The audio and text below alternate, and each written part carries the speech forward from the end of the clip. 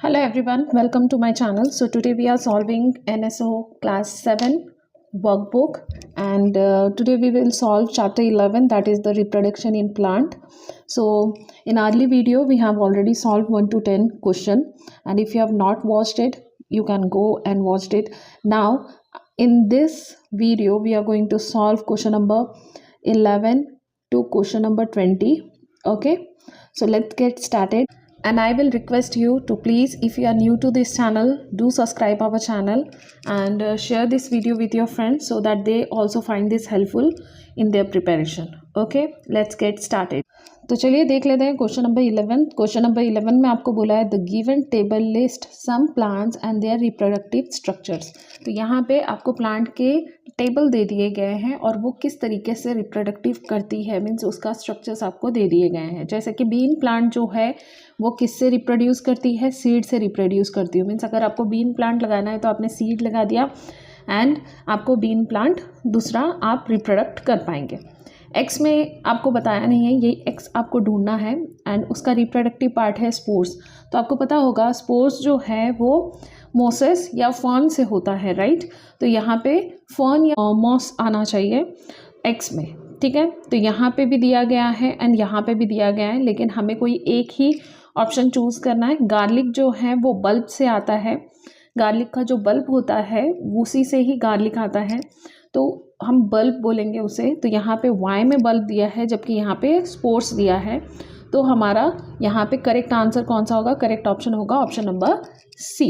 Okay, चलिए question number 12 देख लेते हैं. क्वेश्चन नंबर 12 में क्या दिया गया है, रीड द गिवन पैसेज. तो ये पैसेज आपको पढ़ना है एंड फिर इसे आपको सॉल्व करना है.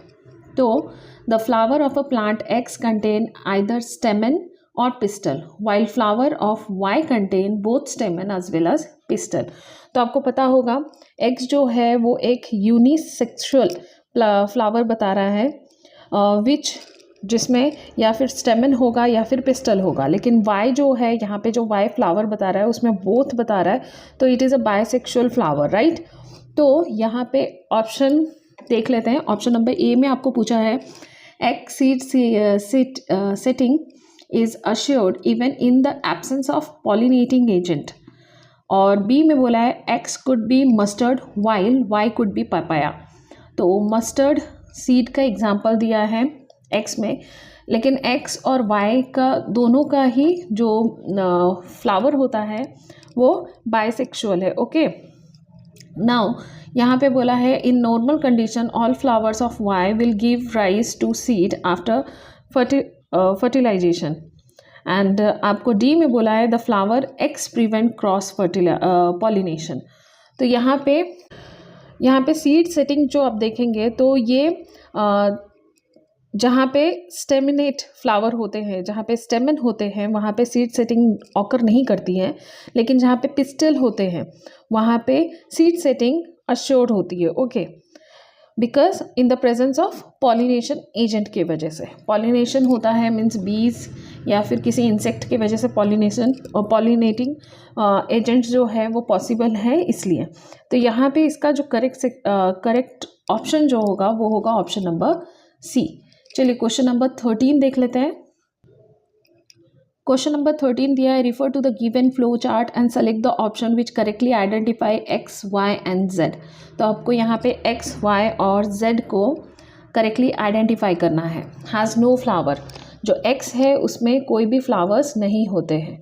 तो यहाँ पे एक्स जो होगा थ्रू स्पोर्स ही रिप्रोडक्शन होता होगा इसका, तो उसमें फ्लावर्स नहीं होते हैं. तो यहाँ पे मॉस हो सकता है, मॉस हो सकता है नहीं, मॉस ही होगा. तो यहाँ पे ए बी एंड डी में आपको मॉस ही दिया है. अब यहाँ पे जेड में बोला है रिप्रोड्यूस बाय सीड, सीड से जो रिप्रोड्यूस करता है.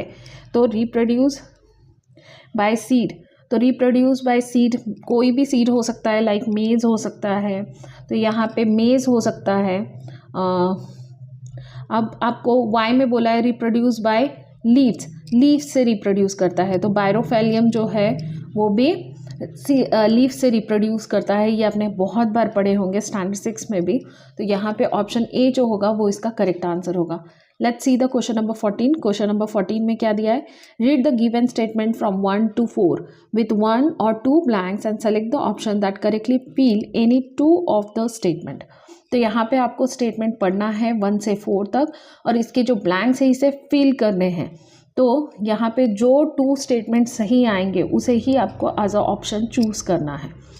तो नंबर 1 में आपको बोला है, in a grafting a cutting having buds from one plant called the dash is skipped over the stem with roots of another plants called the dash. तो ग्राफ्टिंग में क्या होता है, कटिंग हैविंग पर्ड्स जिसमें आँखें होती है, मीन्स जहाँ से पौधे आ सकते हैं, लीव्स आते हैं आगे जाके, वहाँ से उसे कट किया जाता है और दूसरे जो प्लांट होते हैं उसके स्टेम में लगाए जाते हैं. तो उसे आप क्या कहते हैं, तो उसे हम कहेंगे स्कॉइन और स्टॉक, नहीं तो आप स्कॉइन और स्टॉक कहेंगे. ठीक है, तो यहाँ पे ए में दिया गया है वो, एंड यहाँ पे ए में भी दिया है एंड डी में भी दिया गया है. देख सकते हैं आप, ए में एंड डी में दोनों में दिया गया है. नाउ नंबर 2 में बोला है unorganised mass of a cell in the tissue culture is called. तो अनऑर्गेनाइज्ड मास जो होते हैं in a cell in the tissue, तो उसे आप क्या कहेंगे, mass of cell in the tissue, तो उसे हम कहेंगे कैलस. तो कैलस देखिए यहाँ पे बी में दिया है, ये भी करेक्ट दिखाया है, 2 कैलस होगा. नाउ अब आपको बोला गया है the shoot forming part of एम्ब्रॉय is called. तो जो शूट फॉर्मिंग पार्ट होता है एम्ब्रॉय का, उसे आप क्या कहते हैं, उसे हम प्ल्यूमेल कहते हैं, प्ल्यूम्यूल. तो ये मैंने पहले भी आपको बताया है, प्ल्यूम्यूल एंड रेडिसिल हम किसे कहते हैं. तो आपने अगर पहले की वीडियो देखा है तो आपको पता होगा, तो इसमें मैं इसके बारे में ज़्यादा नहीं बताऊंगी. तो यहाँ पे वो आंसर दिया गया है. ठीक है, यहाँ पे देख सकते हैं, यहाँ पे दिया गया है. नाउ नंबर 4 में बोला है dash is formed when the second male gamete fuses with another cell in the ovule and its provide nourishment to the embryo. तो उसे आप क्या कहेंगे, उसे आप कहेंगे इंडोस्पर्म, इंडोस्पर्म. तो यहाँ पे देखिए 1 और 4 का सही आंसर दिया गया है. तो यहाँ पे आपका जो 2 ऑप्शन वाला करेक्ट आंसर होगा वो है ऑप्शन नंबर ए. ठीक है, let's see the question number 15. Question number 15 में आपको यहाँ पे एक डायग्राम दिखाया गया है. The diagram below show 2 plants of same species, refer to the diagram to answer the following question. तो आप यहाँ देख रहे हैं, अगर आप ये देख रहे हैं तो it is a sexual reproduction, right. एक ही टाइप के प्लांट है, आप देख सकते हैं. इसकी पॉलिनेशन यहाँ मीन्स इंसेक्ट के थ्रू यहाँ जा सकती है. ना हम आगे के क्वेश्चंस देख लेंगे क्या पूछा है. आपको बोला है नंबर 1 में which arrow indicates a process that would not lead to the sexual reproduction. कौन सा सेक्सुअल रिप्रोडक्शन इंडिकेट नहीं कर रहा है, कौन सा एरो जो है वो सेक्सुअल रिप्रोडक्शन इंडिकेट नहीं कर रहा है, यहाँ पे आपको ये पूछा है, राइट. तो यहाँ पे देखिए ये सेक्सुअल रिप्रोडक्शन इंडिकेट कर रहा है. ठीक है, अब इसमें सीड्स होते हैं. नाउ यहाँ पे देखिए ये वाई जो एरो है, इट इज़, ये जो है ये सेक्सुअल रिप्रोडक्शन नहीं दिखा रहा है, तो वाई एरो जो होगा वो होगा. ओके, सेक्सुअल रिप्रोडक्शन आप किसे कहते हैं, sexual reproduction is the process जिसमें male and female gamete fuse होते हैं टू फॉर्म अ जाइगोट. ठीक है, और उसमें क्या होता है, पोलन ग्रेन जो होता है, पोलन ग्रेन ट्रांसफ़र होता है एंथर से टू द स्टिग्मा, इसे हम पॉलिनेशन कहते हैं. ठीक है, तो यहाँ पे वाई में वो चीज़ नहीं होगा, बिकॉज दोनों तरफ आपको क्या दिखा रहा है, दोनों तरफ ही आपको पॉलिनेशन दिखा रहा है ना. तो यहाँ पे नंबर 2 में आपको बोला है which arrow represent a type of pollination that would result is greater adaptability of a particular species to potential environment changes. Environment changes के वजह से कौन सा एरो आपको रिप्रेजेंट कर रहा है, अ टाइप ऑफ पॉलिनेशन हो सकती है that would result in a grace adaptability. Okay, यहाँ पे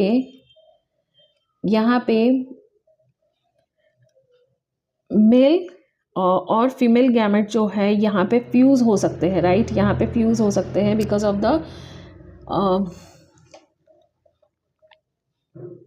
because of the environmental changes और पर्टिकुलर स्पीसीज जो एनवायरमेंटल चेंजेस में मीन्स यहाँ से वहाँ पॉलिनेट करने में हेल्प करेगी और अडेप्टिबिलिटी की वजह से, तो वो एक्स होगा। एक्स एरो जो है वो यहाँ पे रिप्रेजेंट कर रहा है। ओके, तो यहाँ पे हमारा जो करेक्ट आंसर होगा वो होगा एक्स। तो वाई एंड एक्स किस में है देखिए, तो वो है ऑप्शन नंबर सी में। So option C will be the correct answer. चलिए हम करते हैं achiever section, that is question number 16। Okay, question number 16 start करते हैं एंड इसे पढ़ते हैं, इसके बारे में क्या क्या दिया गया है यहाँ पे। रिफर टू द गिवन डिचोटोमस की, तो यहाँ पे डिचोटोमस की दिए गए हैं आपको। मीन्स एक तरीके से आप समझ लीजिए, आपको मीन्स घूम घूम के इसके आंसर्स को फाइंड आउट करना है लाइक दिस। चलिए हम पहला करके दिखाती हूँ मैं आपको। यहाँ पे आपको बोला है ए में single parents involve in reproduction, तो इसमें सिंगल पेरेंट इन्वॉल्व होता है। फिर बोला है आपको गो टू 2, तो आपको 2 में जाना है। 2 में बोला है a new plant are produced by natural method, natural method से एक न्यू प्लांट प्रोड्यूस होता है, आपको 3 में जाने के लिए बोला है। और ये प्लांट जो प्रोड्यूस होता है वो स्टेम से प्रोड्यूस होता है, तो पी जो है वो स्टेम है, तो या फिर वो पोटैटो हो सकता है या फिर जिंजर हो सकता है। ठीक है, अब सेकंड बोला है आपको बी में 2 parents are involve in reproduction, इसमें 2 पेरेंट्स इन्वॉल्व होते हैं for a reproduction of a plant. Okay, अब बोला है गो टू 5 में जाने के लिए बोला है, तो हम 5 में जाने के लिए बोला है, तो हम 5 में जाते हैं। A plant produce with the pollen grain, pollen grain से प्लांट प्रोड्यूस होता है and are transfer to the stigma of the same flower of the same plant, तो same plant transfer to the stigma, stigma पे transfer होता है of the same flower of a same plant में बोला है, तो यहाँ पे टी जो है वो हिबिस्कस हो सकता है। ठीक है, नाउ नेक्स्ट देख लेंगे। नेक्स्ट में आपको क्या पूछा है, यहाँ पे बोला है new plant are produced by the artificial method, artificial method से प्लांट प्रोड्यूस होता है। गो टू 4 बोला है plant produce from unorganised cell mass, unorganised cell mass से प्लांट प्रोड्यूस होता है, तो यहाँ पे आपको आर क्या है ये पूछा है, तो यहाँ पे हम आर कुड बी, आर जो है तो अनऑर्गेनाइज सेल मार्क बोला है, तो आर कुड बी एस्पैरेगस हो सकता है यहाँ पे। ठीक है, अब नंबर बी में बोला है plant produce by bending young branch toward the ground, young branch जो है उसे अगर आप ग्राउंड में लेके आते हैं towards the ground and covered with the moist soil से अगर आप उसे कवर्ड कर देते हो, दैट कुड बी यस बोला है। तो यस में it could be jasmine, S जो है वो जैस्मीन हो सकती है और जैस्मीन हो सकती है, या कुड बी यहाँ पे क्या बोला है यंग ब्रांच बोला है, यंग ब्रांच जो है तो इट कुड बी रोज़, रोज़ से भी अगर रोज़ का यंग ब्रांच जो है जिसमें बर्ड है अगर हम उसे भी ग्राउंड में लगा दें मॉइस्ट सॉइल में, तो वहाँ से क्या आ जाता है न्यू प्लांट आ जाता है। नंबर बी यहाँ पे बोला है plant produce on transferring pollen grain और to the stigma of different flower में अगर पोलन ग्रेन को ट्रांसफ़र किया जाए तो भी प्लांट प्रोड्यूस होता है, दैट इज़ यू। तो यहाँ पे यू जो है वो पपाया हो सकता है क्योंकि हिबिस्कस में सेल्फ पॉलिनेशन होती है, वेरस पपाया जो है उसमें क्रॉस पॉलिनेशन टेक प्लेस कर सकती है। तो चलिए हम ऑप्शन देखते हैं यहाँ पे क्या बोला है। P could be a sweet potato and S could be a asparagus. तो एस जो है एस्पैरेगस नहीं हो सकता, आर कुड बी एस्पैरेगस। अब बोला है R could be asparagus which grow in suitable nutrients medium, तो ये सही है। नाउ ऑप्शन सी देख लेते हैं। T could be a papaya, T could be a papaya बोला है, तो पपाया इज़ क्रॉस पॉलिनेशन से होता है, not from the self pollination. While U could be a hibiscus, तो यू हिबिस्कस नहीं है, टी इज़ हिबिस्कस, राइट।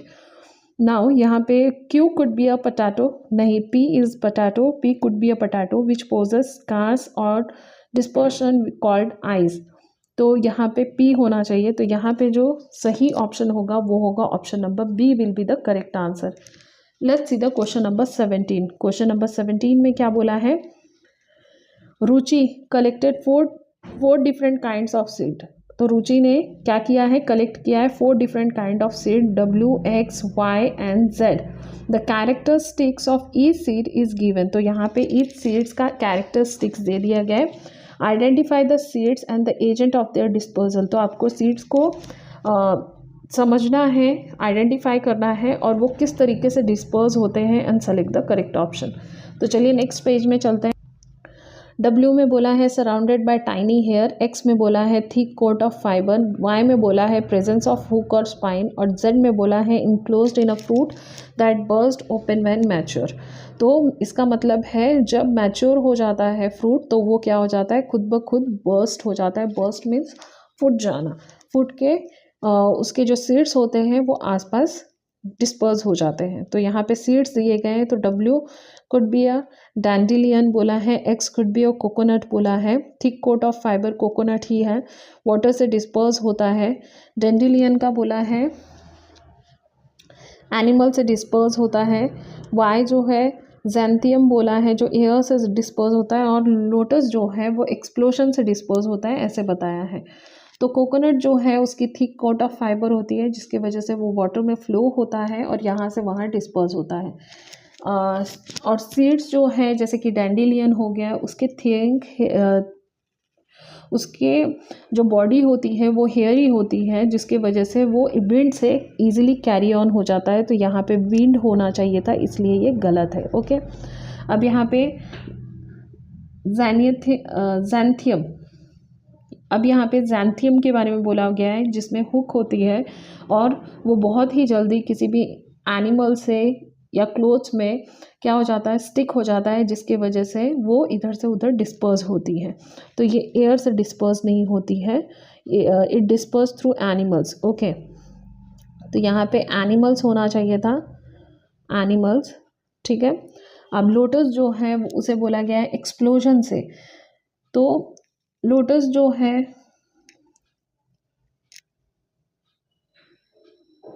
जैसे कि फ्रूट्स हो गए, अगर मान लीजिए अगर कोई दाल है, लिग्यूम्स है, पी है, कास्टर है, अब जो लोटस है उसे एक्सप्लोजन से बोला जा रहा है, तो नहीं, वो एक्सप्लोजन से नहीं होता है। एक्सप्लोजन से कौन से होते हैं, जो फ्रूट्स होते हैं जो अच्छे से मैच्योर हो जाते हैं तो वो नेचर में ड्राई अप होने के बाद फोर्सली मीन्स उसमें एक गैस बनने लगता है जिसकी वजह से वो फूट जाते हैं आफ्टर ड्राइंग, ठीक है। तो उसकी वजह से वो पूरे जगह पे स्कैटर हो जाते हैं। तो यहाँ पे ये चीज़ गलत है, लोटस का एक्सप्लोजन।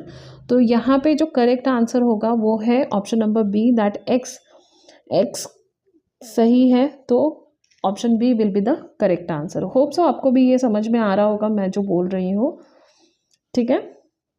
चलिए नेक्स्ट क्वेश्चन देख लेते हैं। Question number 18, refer to the given figure showing 3 plant species X, Y and Z and their respective seedlings after dispersal। तो यहाँ पे X, Y and Z जो है एक आपको फिगर में बताया गया है, आपको उसके सीड्स को ऑब्जर्व करना है और वे ऑफ डिस्पर्सल आपको यहाँ पे वे ऑफ डिस्पर्सल आपको यहाँ पे बताना है, ठीक है। तो आप देख सकते हैं आपको यहाँ पे एक राउंड शेप में दिया है दैट इज़ X, आपको यहाँ पे एक स्क्वायर शेप में दिया है दैट इज़ Z, यहाँ पे आप एक समझ लो पैरेललोग्राम जो टाइप में दिया हुआ है थोड़ा, तो वो आपका Y है। तो यहाँ पे बोला है select the incorrect statement regarding the X, Y and Z। आपको X, Y, Z से रिगार्डिंग आपको इनकरेक्ट स्टेटमेंट जो है वो आपको यहाँ पे सेलेक्ट करना है। तो यहाँ पे बोला है X could be a P plant in which fruit burst open forcibly after drawing. तो X जो है वो पी प्लांट का हो सकता है बिकॉज वो फोर्सली ड्राई अप होने के बाद एक्सप्लोजन हो जाता है। तो आप देख सकते हैं ये जो है यहाँ पे स्कैटर हुआ है, राइट। तो स्कैटरिंग ये दर्शाता है कि ये पी प्लांट हो सकता है। अब यहाँ पे बोला है Y could be a xanthium in which seeds are hooked have spines. तो इसमें अगर ये Y जो है ये जैंथियम है तो ये कैसे दूर दूर तक स्कैटर होगा, मीन्स दूर दूर तक जाएगा जहाँ जहाँ एनिमल्स जाएंगे। तो ये भी सही है, हैव स्पाइंस, तो उसमें स्पाइंस होते हैं। Z could be acre in which fruits and seeds have wings like structure. तो इसमें विंग्स लाइक स्ट्रक्चर होने की वजह से ये विंड से दूर दूर तक डिस्पर्स होगा। तो आप देख सकते हैं ये जो है दूर दूर तक डिस्पर्स हुआ है कि नहीं। नाउ अब आपको यहाँ पे बोला है x could be a coconut, x हो सकता है कोकोनट हो, and Y could be a lotus, तो वाई लोटस हो सकता है, एंड जेड जो है वो कैलेप्ट्रोपिस हो सकता है, यहाँ पे ये बोला हुआ है। तो मैं बता दूँ जो लोटस और कोकोनट जो दोनों ही जो है वाटर से डिस्पर्स होते हैं, एंड कैलेप्ट्रोपिस जो है वो डिस्पर्स होते हैं विंड से, राइट। तो ये एक इनकरेक्ट स्टेटमेंट है, तो हमें यहाँ पे इनकरेक्ट स्टेटमेंट को ही सेलेक्ट करने के लिए कहा था। तो ऑप्शन डी जो होगा ये इसका इनकरेक्ट स्टेटमेंट एंड इसका करेक्ट स्टेटमेंट होगा। Okay, let's see the question number 19। Question number 19 में बोला है the following investigation was carried out using complete flower bird growing on 3 plant of same species. तो यहाँ पे कंप्लीट फ्लावर बर्ड ग्रोइंग जो grow हो रहे थे of 3 plant of the same species, तो उनमें इन्वेस्टिगेशन किया गया है। तो प्लांट 1 में the anther were carefully remove, तो प्लांट 1 से एंथर जो है वो केयरफुली रिमूव कर दिया गया था, and the birds left open to the air, and वो जो बर्ड था उसे वैसे ही हवा में छोड़ दिया गया था। ओके, अब यहाँ पे प्लांट 2 में बोला है the anther were left untouch, जो एंथर थे उन्हें अनटच छोड़ दिया गया था, and the paper bag was tied tightly around each bird. हर बर्ड में क्या किया गया था कि पेपर बैग को टाइटली बांध दिया गया था। अब प्लांट 3 में बोला है the anther were carefully removed and paper bag was tied tightly around each bird, हर बर्ड में।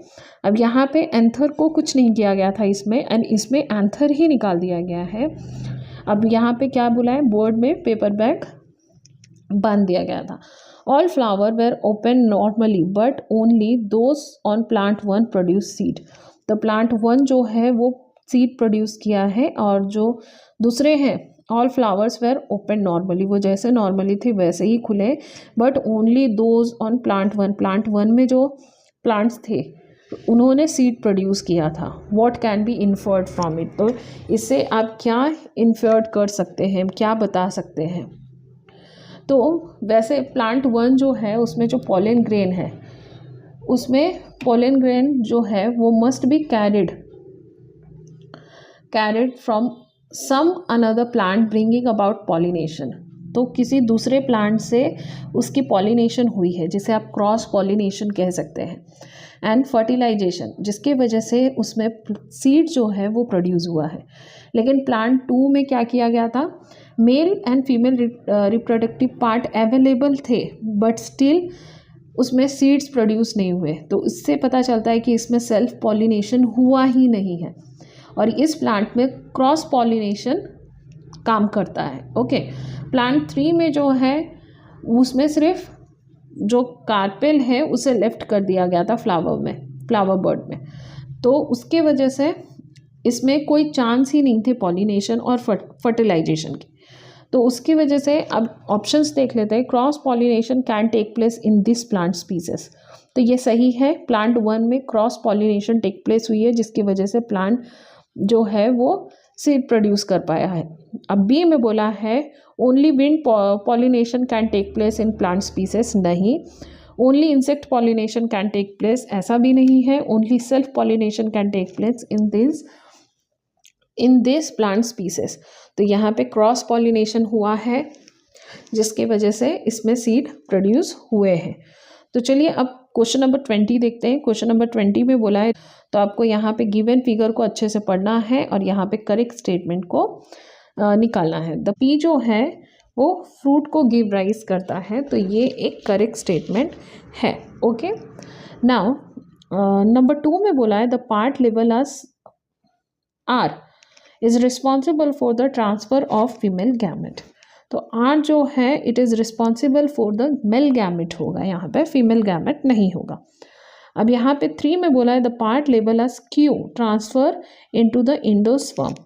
तो ये जो क्यू है तो ये सही है, the part label as Q, embryo sac जो है it transfer into the endosperm, ठीक है। नाउ 4 में आपको बोला है the part label as Q, Q जो है उसे आप फीमेल गैमेट कहते हैं, तो नहीं।